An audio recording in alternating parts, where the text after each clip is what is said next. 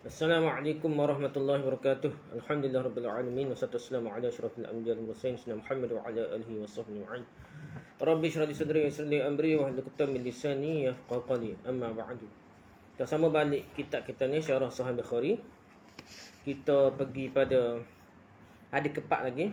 Kita baca tak habis lagi nak. Baca habis. Dah macam mana kita syarah tak habis lagi hadis yang keempat ni nak. Kita sambung sikit dah. Hari kita undur sikit, kita sambung lah. Nabi SAW bersabda, ketika aku sedang berjalan, tiba-tiba terdengar suatu suara dari langit. Aku mendongak, rupa-rupanya malaikatnya pernah datang kepadaku di Gua Hira dahulu, sedang duduk di atas kerusi di antara langit dan bumi. Maka timbullah perasaan gerun dan takutku terhadapnya. Nabi gerun terhadap Jibril lah. Nabi kan manusia juga dah. Syarah dia. Perasaan Nabi SAW bila bertemu Jibril AS buat kali kedua. Perasaan gerun dan takut yang timbul di dalam hati Nabi SAW itu adalah akibat daripada pengalaman yang telah baginda alami di Gua Hira dahulu. Jadi pengalaman pertama cuba beri pun gerun dah. Kedua pun gerun juga dah, takut juga. Dalam keadaan pernah ada pengalaman ditekan sedemikian rupa sehingga hampir-hampir mengancam nyawa Nabi lah. Gerun dan takut seperti itu tentunya tidak dapat dialatkan lagi sebagai manusia lah. Malah berdasarkan riwayat Bukhari di dalam kitab Tafsir, Muslim dalam kitab Al-Iman, Nabi SAW menggambarkan perasaan gerun dan takut itu dengan katanya, Faja'istu minhu hatta hawaitu ilal ardi. Bermaksud kerana terkejut dengannya, aku jatuh ke tanah. Hawaitu ilal ardi. Walaupun perasaan gembira kerana kedatangan kali kedua Jibril kepada baginda meruntun jiwa, tetapi debaran kerana pengalaman pertama kali dahulu pun tetap berdetik di dasar hati. Demikianlah keadaan kerinduan Nabi SAW akan kedatangannya wahyu. Walaupun keperintahan seperti itu masih terasa lagi, namun kemanisan wahyu adalah suatu kenikmatan yang tidak dapat dilupakan oleh baginda. Dia bahasa nikmat juga walaupun tekanan pada. 58. Okey, lepas tu habislah cerita pasal gerun terhadap Jibril lah. Lepas tu Nabi kata apa lagi dah? Maksudnya dah. Terus aku pulang ke rumah dan berkata, selimutkanlah daku dah. Kepentingan menjejaki. Okey, sini pula syarah dia. Kepentingan menjejaki semua saluran riwayat dan pelbagai nuskah bagi sebuah kitab hadis. Dah. Sahih Bukhari pun banyak nuskah dah. Jadi kena bandingkan mana lebih kuat dah. Jadi pencatat generasi demi generasi ni kadang-kadang ada perubahan dah. Sahih Bukhari sendiri pun ada satu cetakan nuskah tu siapa beza nuskah yang lain tu siapa 200 hadis beza dia dah. Bilangan hadis berbeza. Jadi kena buat kaji lah. Zaman ni panggil zaman tahqiq lah. Tahqiq kitab tu kena buat kaji lah. Jangan dia bermudah-mudah kerana golongan lah. Dia tolak kitab ni dah. Semata-mata kerana tak support tafsir lah. Kita kena bandingkan semua cetakan naskah-naskah yang ada. Tengok hal lebih tepat. Cross check dia panggil dah. Kena cross check mana yang lebih kuat lah. Okay, yang ni sekarang ni selimutkan daku dah. Jadi kena check kejejaki semua saluran riwayat dan pelbagai naskah bagi sebuah kitab hadis. Demikianlah tersebut dalam naskah riwayat Abi Dzar, Abil Waqt dan kebanyakan naskah yang lain dengan berulang sebanyak 2 kali perkataan selimutkanlah daku dah. Jadi 2 kali sebut selimutkan daku dah. Di dalam naskah riwayat Al-Asiri dan Karimah, ia disebutkan Nabi SAW sekali saja. Disebutkan Nabi SAW sekali saja. Sekali selimutkan daku dah sekali. Bukan 2 kali macam yang kita baca saat ni lah.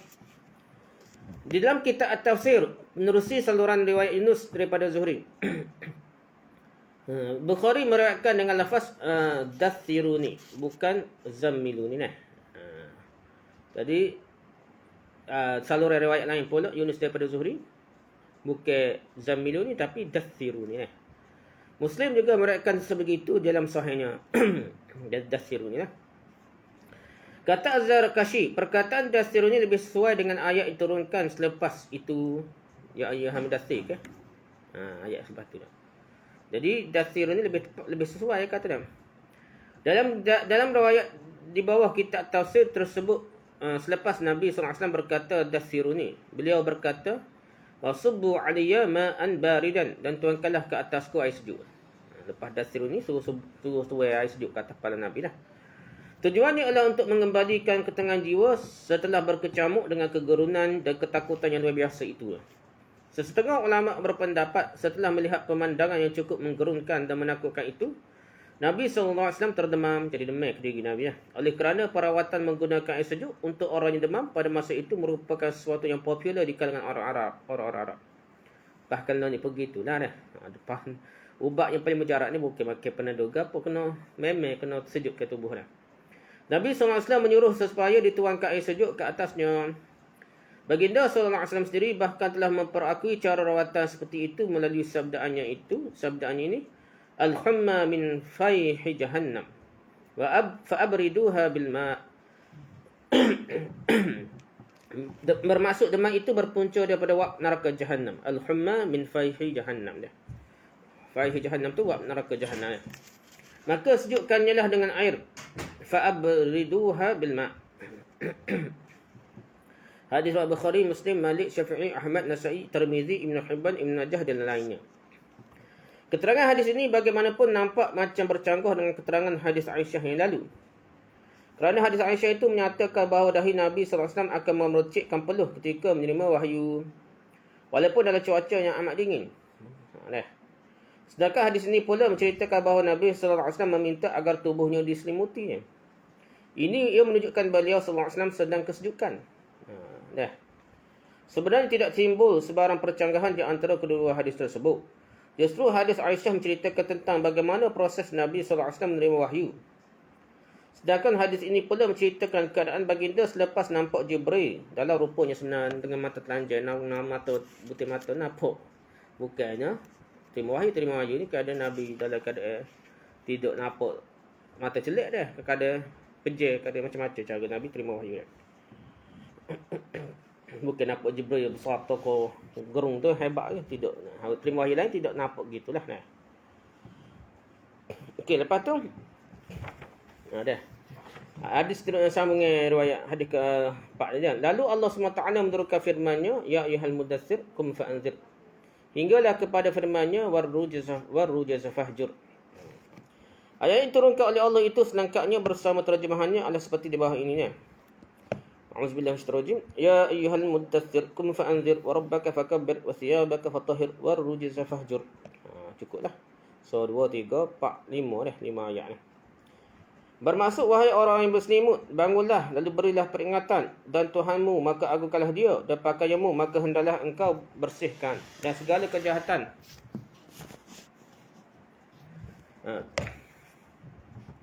kejahatan maka hendaklah engkau jauhi. Surah Al-Mudaththir ayat 1 hingga 5 dah. Imam Fakhruddin Ar-Razi, yakni Muhammad bin Umar bin Al-Hasan bin Al-Husain At-Taimi Al-Bakri, meninggal 900 Hijrah.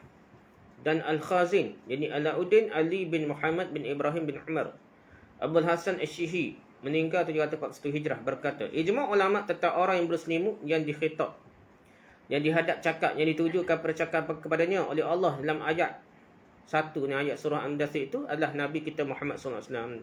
Ya ayyuhal mudaththir itu Allah tengah bercakap dengan Nabi ya. Latar belakang yang membawa kepada Allah memanggil Rasulnya dengan seruan wahai orang yang berselimut ialah peristiwa yang dikemukakan oleh hadis Jabir di atas. Lihat tafsir Mafatihul Ghaib jilid ke-30 muka surat 990, tafsir Al-Khazin jilid ke-4 muka surat 392. Itu cerita tentang tu ayat itulah. Seterusnya, selepas itu wahyu pun turun dengan banyak dan berterusan. Lepas ya ayyuhal mudaththir ni dah turunlah ayat surah-surah ayat lain, surah-surah lain, ayat lain secara berterusan lah. Abdullah bin Yusuf bin Abu Saleh merupakan mutabi', pengikut hadis yang mengikuti daripada Yahya. Mutabi' ya, ada syahid, ada mutabi'. Dia ada istilah dia, lepas ni kita ceritalah apakah mutabi' tu, apakah syahid dia. Sini mutabi' dulu lah. Hilal bin Raddad pula merupakan mutabi' kepada Uqail daripada Az-Zuhri. Yunus dan Ma'mar dalam riwayat mereka menyebutkan bawa di ruhu dia. Dah. Di tempat fuadihi dia. Jadi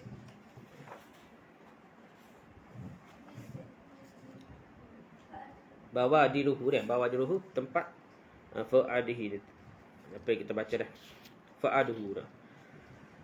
Okey, istilah mutaba'ah dan mutabi'. Kalau kita mengaji hadis, kita kena tahu istilah mutabi' dan mutaba'ah ni. Di sini Imam Bukhari buat kali pertama pakai satu kaedah. Dan istilah ilmu hadis yang terkenal ialah mutaba'ah dan mutabi'. Secara tidak langsung beliau hendak mengajar para pembaca dan pelajar kitab sahihnya, Sahih Bukhari ini, agar memahami dengan baik kaedah dan istilah itu. Nak gerti dah. Sebut mutabik mutama'ah ya Allah, banyak juga penipu kata mutabik mutama'ah ni. Hadis palsu diangkat darjatnya sebagai dhaif biasa dengan kaedah mutama'ah kononnya dah. Betul cara tu dah.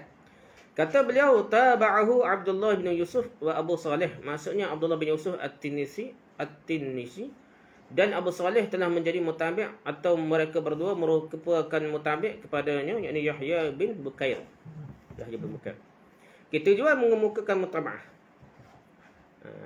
Sebab apa Imam Bukhari ini berbuah mutaba'ah ni? Tujuan Bukhari berkata begitu ialah untuk menyatakan bahawa hadis keempat yang diriwayatkan daripada Jabir ini bukan sahaja telah diriwayatkan oleh Yahya bin Bukair, malah ia juga telah diriwayatkan oleh dua orang lagi guru beliau. Dua orang guru beliau itu ialah Abdullah bin Yusuf dan Abu Saleh. Ada selalu jalur riwayat yang lain lah. Mereka berdua juga seperti Yahya telah menerima hadis itu daripada Lais. Cuma di sini Bukhari menjadikan riwayat Yahya sebagai asas riwayat musnadnya. Riwayat yang lengkap bersanad menggunakan perkataan hadatsana misalnya kepada Yahya, riwayat Yahya saja. Hal lain tu Abdullah bin Yusuf dan Abu Saleh ni tak guna. Padahal seperguru ialah. Dah. Tok guru sama dah.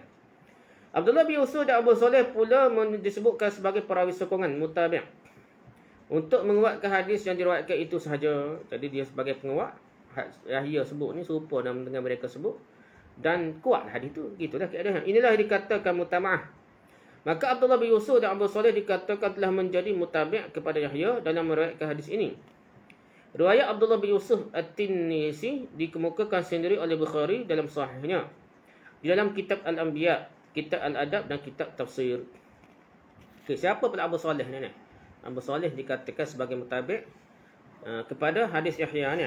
Para pensyarah Sahih Bukhari dan muhaddisin berbeza pendapat tentang Abu Saleh. Jadi maksudkan Bukhari di sini. Ada yang berkata dia adalah jurutulis Al-Lais. Al-Lais bisa anggap kita baca sebenarnya. Jadi ada kata dia ni jurutulisnya ni. Nama sebenarnya ialah Abdullah bin Saleh.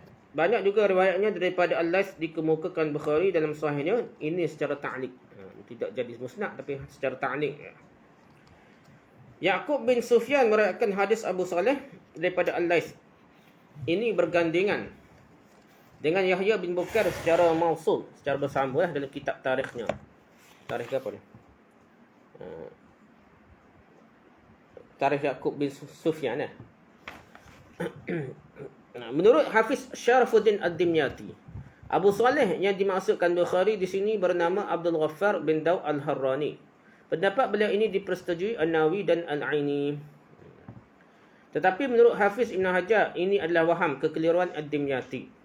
Dan orang-orang yang sependapat dengannya semata-mata. Jadi Ibn Hajar ni kritik lah Nawawi dengan Al-Aini sekalipun. Sebabnya ialah riwayat Abu Saleh jurutulis Al-Lais memanglah ada. Manakala riwayat Abu Saleh yang bernama Abdul Ghaffar bin Daud Al-Harrani pula tidak disebut oleh sesiapa pun.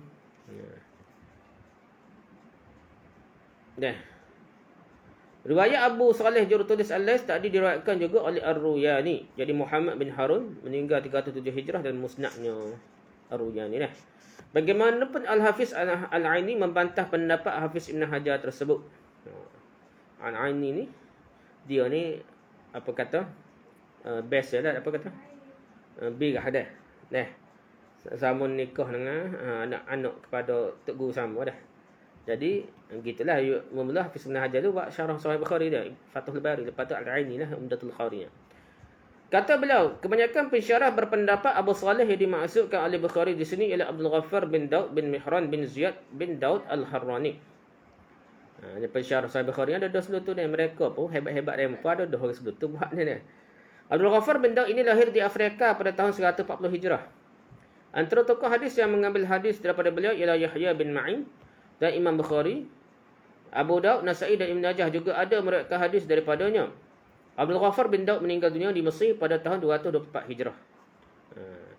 Kemudian Al-Aini menyindir Hafiz Ibn Hajar. Ya, gitulah. Ya, banyak Al-Aini juga kritik Ibn Hajar ni dah. Kalau kita tengok Hafiz Ibn Hajar syarah Sahih Bukhari. Kalau kita nak kemah ilmu, kita nak baca pula Umdatul Qari. Tengok, takut ada kritikan balas oleh Al-Aini ni. Pasal Al-Aini ni waktu dia sikit je. Antara Fathul Bari tu awal lagi dah. Hak kedua lagi Qastalani lah dah. Irsyadus Sari sebagai nak imbai dua pendapat tu dah. Gitulah kira lebih kurang. Al-Aini sindir Hafiz Ibn Hajar dengan katanya ada orang berkata, yang maksud ini dengan orang berkata ini ialah Hafiz Ibn Hajar, sindir Ibn Hajar lah. Orang yang menganggap Abu Salih ini ialah Abdul Ghaffar bin Daud terkeliru. Sebetulnya Abu Salih ini ialah Abdullah bin Salih jurutulis Al-Laits. Saya tidak nampak alasan tarjihnya kerana Bukhari memang ada meriwayatkan daripada kedua-dua mereka. Tu lebih kurang lah. Ini kritik Ibn Hajar. Lihat Fathul Bari jilid 1 muka surat 28, Umdatul Qari jilid 1 muka surat 28, Intiqad Al-I'tirad jilid 1 muka surat 32 hingga 33, Taghliqut Ta'liq jilid 2 muka surat 16 hingga 17. Tak apalah, tu cerita perbahasan ulama lah, kita faham sikit-sikit tu dah ada. Kita apalah mutaba'ah Hilal bin Radad, Yunus dan Ma'mar. Ada mutaba'ah lain pula. Manakala Uqal tidak bersendirian dalam menerima jalur tabaqah seterusnya dan peringkat yang seterusnya, ada pula Hilal bin Radad, Yunus dan Ma'mar sebagai mutaba'ah kepada Uqail tadi, mutaba'ah kepada Yahya dah. Jadi Abdullah bin Yusuf dan Abu Salih, dua orang itu sama-sama tok guru. Hak ni pula peringkat seterusnya sepengajian ke sezaman ni ialah kepada Uqail ni ialah mutaba'ah Hilal bin Radad dan Yunus dan Ma'mar. Jadi manakala Uqail tidak bersendirian dalam menerima hadis ini daripada Ibn Shihab Az-Zuhri, malah Hilal bin Radad juga turut menerimanya daripada Ibn Shihab Az-Zuhri. Riwayat Hilal bin Radad itu dikemukakan oleh Imam Zuhli, yakni Muhammad bin Yahya bin Abdullah Az-Zuhli, meninggal 258 Hijrah, di dalam Az-Zuhriyatnya secara mausul, secara bersambung lah. Adapun dalam Sahih Bukhari, riwayat beliau hanya terdapat di sini saja. Gitulah. Tetapi Yunus bin Yazid Al-Aili meninggal 159 Hijrah dan Ma'mar bin Rashid Al-Azdi Al-Harrani meninggal 154 Hijrah, yang juga merupakan murid Ibn Shihab Az-Zuhri lah, telah meriwayatkan hadis ini dengan sedikit ada perbezaan lah pada matanya, iaitu mereka berdua meriwayatkannya dengan lafaz tarjufu bawadirhu. Ada tarjufu situ. Ni otak di pundaknya menggeletar tu, tarjufu bawadirhu. Menggantikan lafaz yarjufu fuaduhu, hatinya berdebar-debar nah. Riwayat Yunus diwasalkan oleh Bukhari dalam kitab tafsirnya, ada beza tu dah lafaznya. Dan riwayat Ma'mar pula diwasalkan oleh beliau dalam kitab Ta'bir Ar-Ru'ya dah. Jadi dia kalau tengok ni hadis dengan lafaz yang sedikit berbeza ni ada tempat lain dah. Maknanya hampir sama tapi beza lafaznya. Dia bubuh di kitab tafsir dan kitab Ar-Ru'ya mimpi dah oleh Imam Bukhari dah. Jadi Imam Bukhari tengok dua-dua ni kuat lakar dah, tapi hak ni bubuh riwayat Yahya dan riwayat Uqail dah. Riwayat daripada Yunus dia bubuh dalam kitab tafsir. Ma'mar pula diwasalkan ni bubuh dalam kitab Ru'ya dah. Okey, habis dah. Menurut Imam Zahabi, Hilal bin Radad adalah seorang perawi yang majhul. Pula dah Imam Zahabi kata dah. Pada pendapat Hafiz Ibn Hajar dalam Taqrib At-Tahzib pula, Hilal bin Radad At-Ta'i dan Al-Kinani atau Al-Kinani Asy-Syami adalah seorang perawi maqbul, diterima dah. Maksud perawi maqbul di sisi Hafiz Ibn Hajar dalam kitab Taqribnya itu ialah perawi yang riwayatnya hanya dapat terima sebagai mutabi' saja. Sedangkan dia sendiri sebenarnya adalah seorang yang dhaif. Dia jadi mutabi', dia tak boleh jadi penyokong. Hadis dia hanya boleh penyokong, dia tak boleh jadi tunjang lah. Dia penyokong saja dah. Jadi dia ni dhaif. Dia tak boleh jadi hujah lah. Semata-mata berdiri sendiri dia tak boleh jadi hujah. Tujuan mengemukakan mutaba'ah Yunus dan Ma'mar daripada Zuhri. Tujuan Imam Bukhari mengemukakan mutaba'ah Yunus dan Ma'mar daripada Zuhri, di samping menyatakan pula perbezaan perkataan yang terdapat dalam riwayat mereka berdua dengan riwayat murid-murid Zuhri yang lain, ialah untuk menyatakan bahawa kesamaan lafaz riwayat mutabi' dengan riwayat perawi asal atau perawi utama mutaba'ah sesuatu hadis bukan merupakan syarat. Jadi kadang-kadang mutaba'ah tidak bukti mesti lafaz tu. Nak sokong kat mesti betul-betul support 100%. Kadang-kadang lain sikit nah. Masih dikira mutaba'ah lagi. Persamaan lafaz riwayat bukanlah sesuatu yang mesti sebagai mutaba'ah nah. Yang mesti ada hanyalah kesamaan makna saja boleh jadi dah mutaba'ah nah. Inilah pendapat Bukhari dan jumhur ulama hadis dalam masalah ini, masalah penyokong hadis, penyokong mutaba'ah. Menurut zahir keterangan Al-Iraqi dalam Alfiyahnya, Zainuddin Al-Iraqi ya ada buat syarat apa? Ulumul hadis dalam Alfiyah dia lah, 1000 bait. Jadi 1000 bait ini nak cerita pasal ilmu hadis lah. Dan kesamaan lafaz adalah syaratnya. Inilah pendapat Baihaqi dan sekumpulan ulama hadis. Demikian kata Al-Qastallani. Jadi ada kata kena sama lafaz boleh jadi mutaba'ah. Kata sama lafaz tak boleh jadi mutaba'ah. Kalau sekadar makna saja. Lihat Irsyadus Sari jilid 1 muka 9 hingga 97. Okay, tak apalah. Pembahagian mutaba'ah dan perbezaannya dengan syahid. Ada istilah mutaba'ah, ada istilah syahid. Apa beza dua tu dah? Kemudian mutaba'ah itu terbahagi kepada dua bahagian pula. Pertamanya ialah mutaba'ah tammah dan keduanya ialah mutaba'ah qasirah ataupun naqisah. Mutaba'ah qasirah atau naqisah. Mutaba'ah tammah ni ialah sokongan kepada jalur sanad yang bermula dari awal hinggalah ke penghujungnya, itu di peringkat perawi yang terdiri pada sahabat Nabi sallallahu alaihi wasallam lagi dah. Ada dia ni straight daripada atas ke bawah ni sama dah. Contoh mutaba'ah yang pertama adalah seperti mutaba'ah Abdullah bin Yusuf dan Abu Saleh kepada Yahya bin Bukhair sehinggalah kepada Jabir radhiyallahu anhu. Sekiranya di peringkat terakhir ini perawinya adalah sahabat yang berlainan, maka ia tidak dipanggil mutaba'ah lagi, sebaliknya ia dipanggil syahid. Kalau siapa ke sahabat tu lain-lain nak siapa ke Nabi dah. Terpanggil mutaba'ah, dipanggil syahid dah. Manakala mutaba'ah qasirah pula ialah sokongan kepada jaluran sanad yang bermula di pertengahan sanad ni. Seperti mutaba'ah Hilal bin Radad kepada Uqal daripada Zuhri yang diambil daripada oleh Imam Bukhari di tengah-tengah jaluran sanadnya. Tujuan suatu mutaba'ah dinyatakan ialah untuk menguatkan kedudukan sebuah hadis. Lantaran ia di setiap peringkat tidak hanya diriwayatkan oleh seorang perawi saja. Jadi mutaba'ah ni nak sokong hadis, nak menguatkan hadisnya. Jadi ulama hadis ni bukan guna kaedah semata-mata sanad perawi saja. Jadi banyak lagi kaedah. Termasuk mutaba'ah ni untuk menunjukkan tidak berlaku kesilapan dalam meriwayatkan hadis. Kerana untuk guru sama ataupun kadang-kadang perawi yang lain pun guna lafaz yang sama ataupun makna yang sama, boleh jadi mutaba'ah dari penyokong pada hadis tersebut. Syahid pula daripada sahabat lagi ni. Sokongan daripada sahabat dipanggil syahid. Sokongan yang peringkat dekat dengan sahabat dipanggil mutaba'ah tamah sampai ke bawah dah. Maksudnya tabi'in terus ke bawah ni bukan sahabat lah, sebab sahabat panggil syahid tu lah dah. Di mutaba'ah tamah. Tapi kalau mutaba'ah qasirah tengah-tengah bawah lah. Bawah dah baru dia bercabang perawi dah. Itu mutaba'ah qasirah. Okey, ataupun naqisah. Okey, perbezaan nuskhah Sahih Bukhari yang lengkap dengan mukhtasar atau tajrid Sahih Bukhari. Nanti kita ngaji hadis kita nak beza. Sahih Bukhari suku, mukhtasar Sahih Bukhari suku, tajrid Sahih Bukhari suku dah. Ya lain tu dah. Dalam kitab-kitab mukhtasar yang ringkasan Sahih Bukhari atau tajrid Sahih Bukhari, yang kitab Bukhari tidak dilengkapi dengan sanad. Kalau kita jumpa hak atau buku sanad tu dia panggil tajrid Sahih Bukhari dah. Dan terjemahannya mutaba'at atau syahid tidak dimasukkan bersama-sama. Jadi kalau kita mengaji kitab asal ada banyaklah serabut dengan sanad mutaba'at syahid dah. Ada setengah-setengah tu kedai-kedai ni dia buai dah sanad ke apa dah. Dia buai dah tahu dia pendek-pendek dah. Kerana ia tidak dikira sebagai matan hadis. Itu bukan matan hadis lah. Berbeza dengan nuskhah Sahih Bukhari yang lengkap, yang asal lah. Di dalamnya termuat semua sekali komentar Bukhari dalam apa bentuk sekalipun. Baru berlaku lah. Tahwil lah. Perbincangan tukar sanad lah. Apa pun ada dalam Sahih Bukhari. Untuk memahami fiqh Bukhari secara mendalam, segala komentar beliau haruslah diketengahkan bersama. Jadi kalau kita nak mengaji Bukhari, melihat Sahih Bukhari dan fiqh Bukhari, kefahaman Imam Bukhari sendiri, kita tak boleh mengaji kitab tajrid Bukhari dah, ringkasan kau dah. Ataupun kitab ringkasan mukhtasar Bukhari kau, dia tak akan siapa maksud dia. Tak siapa maksud dia. Itulah banyak kitab ringkasan ni masalah tak siapa maksud dah. Tu kena faham lah. Kita orang ringkas yang Limuddin kau, kita orang ringkas Sahih Bukhari kau dah.